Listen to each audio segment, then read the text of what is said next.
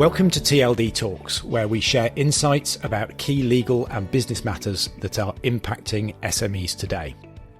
Bringing together experts from a range of backgrounds, we'll be tackling the issues that matter to you. I'm Ed Simpson, CEO of The Legal Director, and I'm joined on today's podcast by one of our very experienced client legal directors, Ben Hancock. And we're going to be having a chat about getting ready for an exit or fundraising event and how the right in-house lawyer can help a business get itself in the best possible shape. So hello, Ben. Thanks for joining me today. For the benefit of our listeners, could I ask you please to introduce yourself? Hello, Ed. Thank you for inviting me today. I'm a senior consultant legal director with 15 years in-house experience, in addition to 10 years in private practice. More recently, I was also an executive board director alongside the CEO and CFO of a business for 3 years, in which we restructured, turned around, and then sold that business to the owner in late 2022. Great. Thanks, Ben. Clearly got some very relevant experience for what we're going to be talking about today. So let's get into it. What sort of businesses is this sort of thinking going to be relevant to? I think it's relevant to growing businesses that have already received some investment from either a private equity, a venture capitalist, or some other private investor, who are then looking to get a return on that investment in a 3 or 4 year time period. But it could also apply to any business that may be looking for future investment. Great. And thinking about when a business like that should be thinking about when to bring in an in-house lawyer, what might the triggers be that should prompt a CEO, CFO to be thinking about bringing in an in-house lawyer? I think it's as the business grows, after it's received that initial investment. Most businesses start with a CEO who knows the business well. Then they bring in a CFO or financial director as they grow, and more work comes onto those two people. And at that point, they should probably start looking to bringing in an in-house lawyer to pick up the workload, mainly from the CFO, who can get too busy, but to do that in a strategic manner that will then best support that growing business. Okay, so fast scale-up companies where legal risk management that might have been on the CFO or CEO's desk, actually they need to be freed up to focus on what they do best and growing the business and focusing on strategy. Yes, exactly. The key role of the CFO, of course, is to focus on the numbers, the business plan, the future growth, and making sure the business is growing in line with expectations. But often you find the CFO is asked to do compliance and other matters, which is not their strong point, and could best be picked up by an in-house lawyer who's experienced in those things, which would free the CFO up to assist the CEO on the main issues around strategy and implementing that in the business. Okay, so lawyers come in all shapes and sizes with different specialisms. What would you recommend a CEO, CFO of the sort of business that we're talking about? What should they be looking for in an in-house lawyer to come on and really support them in a valuable way? I think the most valuable support that they could get at this stage of their growth is from a senior generalist who's actually not too specialised in one area of law. If this is going to be the sole lawyer supporting the company in-house, they need to have breadth in a number of areas and not expertise just in one specific or two specific areas. You also never know as a business what may be coming down the tracks.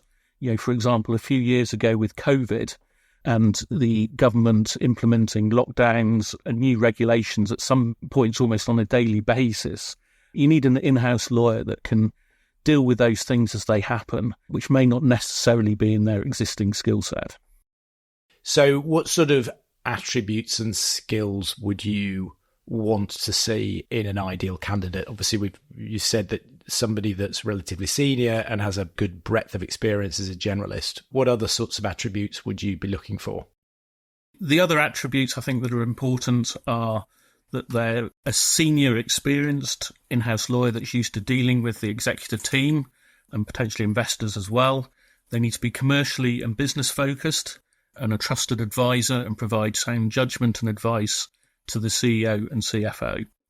They also need to have good teamwork, and collaboration is key. as everyone is working towards the same goal and focusing on improving the business, improving growth, and getting the return on investment at the end of the investment period. Okay, so let's assume that we've identified our ideal in-house lawyer to come in and help us drive the right sort of growth and get the business investment ready or exit ready. What would you expect to be doing in your first 90 days when you start in a new role? What should a good in-house lawyer be focusing on when they start in a new role? I think there's 3 or 4 things that they need to focus on initially. First of all, they need to really understand the business, really get to know it, how it works, what the strategy is, what the plan is. They also need to understand the levers that there are to deliver that strategy and plan, and how to pull those levers, and what is also important to the business. For example, is turnover important, or EBIT, or even market share, the people it employs, or some of the technology it uses? At one company I worked with, EBIT was more important than turnover. They wanted to improve the EBIT. They weren't necessarily that keen on increasing turnover. So the focus was on improving the contracts commercially so that the gross margin on contracts improved, rather than on winning more business and more contracts just at a lesser price. So in order to do that, I spent a lot of time upskilling the commercial teams in their negotiation of the contracts so that they produced a better outturn at the end of the contract in terms of gross margin, but also in terms of reducing the risk for those contracts and making sure we understood fully the risk on entering into them, so that we could be ensured that not only did we improve gross margin and cash, but that there was minimum risk left once the contracts were completed. Okay, so one of the questions that we're often asked, and I mean, this has been a recurring theme throughout my career, is how do you as a lawyer, in particular as an in-house lawyer, demonstrate value, demonstrate return on the investment in you? You know, how do you raise yourself above just being seen as a cost within the business? There's 2 main ways that you can show the value that you're adding. There's the clear, tangible way in terms of reduction in costs, saving in legal fees. So, for example, in one business I worked for, they had a number of disputes that in legal fees was costing £500,000 or more a year. And we worked not only to prevent future claims and disputes, but to close out those existing disputes. So the last couple of years that I was with that company, there were no new disputes, and the legal fees incurred dropped to below around £170,000 in a year. And we were also able to reduce the legal team from 3 to 2, which gave an additional saving. So if you deliver as an in-house lawyer, you can show clear cost savings in that way.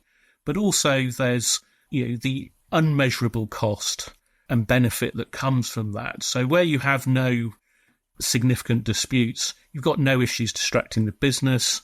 That means that the CEO, the CFO, and yourself as the legal director can focus actually on growing the business, on new contracts, and on those sorts of things, rather than trying to clean up and deal with any legacy issues that may have been there. And in that last business, once we had cleaned it up, we were then able to sell that business on behalf of the owners for a significant multiple of EBIT. Okay, that brings us nicely on to sort of where we started the conversations, thinking about how a good in-house lawyer can help a business get ready for a significant event, be it a fundraising or some sort of exit. How are the things that you've been talking about, the value that you as an in-house lawyer can bring to a business you're working with, how are they going to impact an exit event? So when you come to an exit event, the sellers want to present the business in the best possible light. They want to show that it's well organised and well run, and all the things that I've been talking about going to show that, and that there's no issues or skeletons in the closets that come out to light during the due diligence phase. A lot of transactions fail, and that's often because the company just is not ready to go through that due diligence process. So as well as doing the things we've already spoken about, as an in-house lawyer, you can start to prepare during the 3-4 year investment period for that exit event. You can ensure that the contracts are in place, that they're in good shape, that they have the right terms. If it's a people-orientated business, for example, that all of the employment contracts are the best that they can be for the business and to keep those people on board.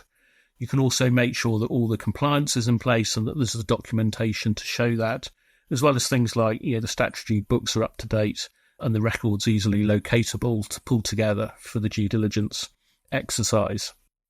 As well as that, these things will enhance the exit valuation. If you can show that there's a nice clean business and that all the due diligence is there, that will assist with delivering on EBIT and the multiple that any new investor or acquirer will pay for the business. You can also spend your time spotting and dealing with things that may erode the value of the business, things that could be used by a potential purchaser to try and chip down the price as the negotiation of the exit and sale goes. So if there are holes in the due diligence or unable to prove compliance or unfavourable contract terms, those are all things that a buyer will use to try and knock down the price. Whereas as the seller, you want to try and keep that price as high as possible, and a good, experienced in-house lawyer will help you do that, not only through the transaction process, but by the work they've done in preparation in the lead up to that event. I see. So, thinking about the way that these transactions tend to play out, there will be an initial offer made and accepted, heads of terms, where the seller might think, actually, I've got a great deal here, I've got the price that I want, but then you get into detailed due diligence, negotiating the contracts, and that's where some of these things can come back to bite you. And as you say, result in, negotiations about the price. So, when you thought you were getting maybe an 8 times multiple at the heads of term stage, it ends up being significantly less than that because you've ended up having to negotiate things away because of things that were found by the buyer during due diligence that have adversely impacted the valuation of the business. Yes, Ed, when I've been involved in the other end of it and the other side of it in acquiring businesses, which I've assisted companies with a number of times, for me, the due diligence stage is around 3 things. It's confirming you're buying what you think you're buying, that you're paying the right price for it, and also you should start at that point planning your integration. So definitely, the second of those, you will be looking at as part of your due diligence phase as a potential buyer. Is the price right? But also, what is there in due diligence that you can potentially use to try and knock that price down a bit and get the best possible purchase price? So when you come to exit and you're on the other side of that, you want to make sure that you're in a position to hold the price that you think the business is worth and maximise the return on your investment that you put in 3 or 4 years previously. That's a really interesting comment you make there, Ben. One of the benefits of having an experienced in-house lawyer with a sort of varied past experience, having worked on both sides of these sorts of transactions, is that you can bring that mindset of thinking like a buyer into the transaction and onto the seller side. So trying to preempt what might be an issue for the buying business and actually going beyond just, the contracts aren't all in place or there's a toxic relationship with a supplier or a customer, whatever it might be, but thinking about what happens after the deal. I was struck by you talking about sort of the integration piece afterwards that's often forgotten, certainly in the throes of the deal. But an experienced buyer will absolutely be thinking about, how am I going to integrate this into a larger business or a group of companies? What is there here that might make that more difficult? So bringing that experience to bear on the seller side, I can see that's incredibly useful. I agree that all too often integration is sometimes a bit overlooked in the process, but actually for me it's a critical part of a successful acquisition. It's not only buying the business, but then deciding what you're going to do with it. And often that is linked around, why is the buyer buying the business? Is it that they just want additional market share or something, or is there specific technology, or is it for the people? And that's important because that then drives why they want to buy it, but not only that, the price. And actually, if you can understand that as the seller, what's important for the buyer, then again, you can use that to potentially increase the price that they will pay for the business. But also then to focus on ensuring that in due diligence, you get that buyer comfortable that they are buying a business that is excelling in the areas that they want it to. Just going back to one of the things you said earlier about trying to spot in that sort of 3 to 4 year investment period, trying to think about things in the business that might erode value in the transaction. Can you give some examples of the sorts of things that might be problematic there? I'll start off one significant transaction I was involved in a few years ago where the business being sold, its business model heavily relied on contractors to deliver the services that it offered. And there was a little bit of a grey area, or when we got into the deal, the buyer very skillfully was able to present this as a problem, and in particular the status of those contractors, whether they were on the right or the wrong side of the IR35 line, so should they actually been treated as employees or were they genuinely contractors. And there was a very significant retention from the price. It was a very significant proportion of the price was withheld until such time as the appropriate HMRC clearance had been obtained, which blew a massive hole in the economics of the deal for the seller. And that's something that if they had thought about correctly ahead of time and spent some time, and it might have taken them a year or more to get it right, but to be able to present a package, okay, we can see that this is a risk. We've done our diligence on what that risk is. Here's the insurance, here's the mitigation that we've put in place such that it is not an issue and it's not something that should lead to a price chip. Are there any other sort of similar things that you've come across, either on the seller side or on the buyer side, that with the benefit of hindsight, it would have been great if they could have been dealt with before you got into the deal? There's a few examples that spring to mind. Potential regulatory or tax issues such as those can come up, or onerous contract terms, contracts that may be difficult to get out of, that may be right for the business before the sale, but that the acquirer may not want to continue with. In terms of specific examples... Sorry, I put you on the spot. I mean, I had a similar one. One of the issues we had was the buyer wanting comfort that the key clients would continue with the contracts.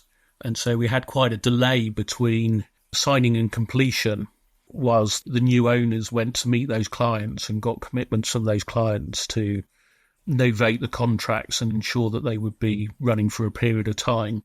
And in fact, completion was dependent on a critical mass of those contracts being transferred over to the new owners. Yeah, okay. So hindsight's a wonderful thing, obviously, but a number of things that you can see that come out in due diligence and in the negotiation of a deal that actually with the right people with the right experience of similar deals in the past should or might have been able to say, actually, I think that this is likely to be an issue for any buyer of this business. So is there anything that we can do to improve our situation or present this situation to a potential buyer such that it won't be seen as an issue by them?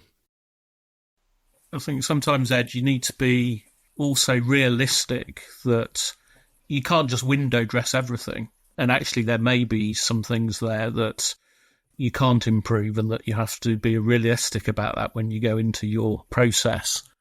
So, a good in-house lawyer needs to advise you accordingly as to where issues may lie that may impact the value of the business, rather than just letting people run away thinking that it's a great business and it's worth a significant amount more than realistically it may be. That's really good advice. So setting the appropriate expectations. As you say, there will be certain aspects, certain risks that can't be fully mitigated, but at least you're then going into the process with your eyes open and hopefully having done your thinking beforehand about how you're going to present that to potential buyers. And it's not something that catches you on the hop in the middle of the deal. Great. Okay. So wrapping things up, Ben, we always like to finish with some top tips, some key takeaways. So what would you say are the key learnings here in terms of how a good in-house lawyer can help a business that's thinking about getting itself ready for some sort of exit or funding event in the future? I think it's about lawyers showing that they're a key team member in the business, particularly in preparation for that sort of event. They can deliver for the benefit of the business, just like everyone else in the business. There's nothing that special about lawyers. The benefit that they can bring to the business should always outweigh the cost and expense of engaging those lawyers. But that benefit may not be obviously through the bottom line. It may also just be through achievement of strategic goals, minimisation of risks, and those sorts of things. But I definitely believe early engagement will reap the dividends further down the line, and that lawyers are far more than just transactional advisors at the beginning and end of the investment. They can help ensure delivery day to day for both the business and the shareholders through their investment. That's been great. That brings us to the end of the podcast. Thank you, Ben. Thank you for listening. If you enjoyed our discussion today, you can subscribe to our monthly TLD talks covering a wide range of legal and management topics. You can also find TLD talks on Apple, Spotify and Google. The details are also on our website, www.thelegaldirector.co.uk. If you'd like to know more about preparing your business for exit or fundraising, or the wider work of the legal director and how a part-time legal director can save you time and money, then do please give us a call on 020 3056 8538 or visit our website.